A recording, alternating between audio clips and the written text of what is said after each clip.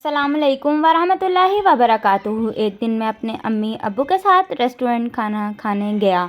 वहाँ हमारे अलावा एक जवान और एक 87 साला मियाँ बीवी बैठे थे। हम सब ने अपने अपने खानों का ऑर्डर दे दिया और खाने का इंतज़ार कर रहे थे कि एक और साहब रेस्टोरेंट में दाखिल हुए। थोड़ी देर में उस साहब का फ़ोन बजा और ज़ोर ज़ोर से बातें करने लगा।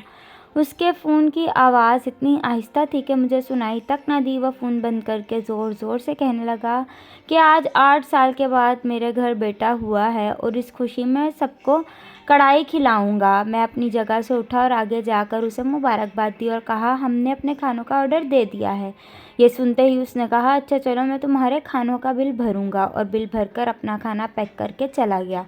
चंद दिन बाद मैं अपने दोस्तों के हमरा गया और अचानक मेरी नज़र उसी शख्स पर पड़ी जो एक 5 साल के बच्चे के साथ टिकट ले रहा था। मैं अपने दोस्तों से कुछ लम्हे के लिए दूर हुआ और उस शख्स के पास पहुंचा। जो ही उसने मुझे देखा, उसके चेहरे पर मैंने अजीब तासुर का एहसास किया। बहरहाल सलाम दुआ के बाद मैंने कहा, माशाअल्लाह आपका बेटा चंद दिनों में इतना बड़ा हो गया।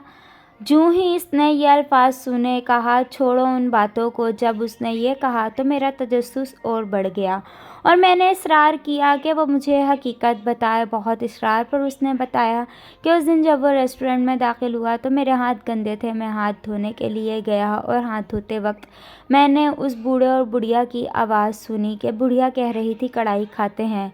तो उस पर बूढ़े ने कहा कि पूरे महीने के मेरे पास सिर्फ 1000 रुपये हैं।